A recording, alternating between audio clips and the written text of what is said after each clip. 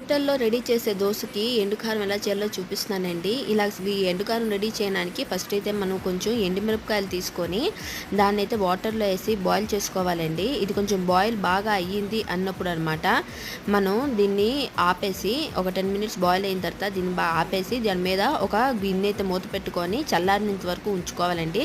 ఇది చల్లారిన తర్వాత మనమైతే ఒక మిక్సర్ జార్ తీసుకొని అందులో ఉల్లిపాయ, వెల్లుల్లిపాయి, ఒక టమాటా, మళ్ళానేమొంచి ఈ ఎండుమిరపకాయలు ఏదైతే ఉడకబెట్టి ఉంచుకున్నామో అది, ఉప్పు, జీలకర్ర ఏసుకొని మిక్సీ అయితే కొట్టుకోవాలండి.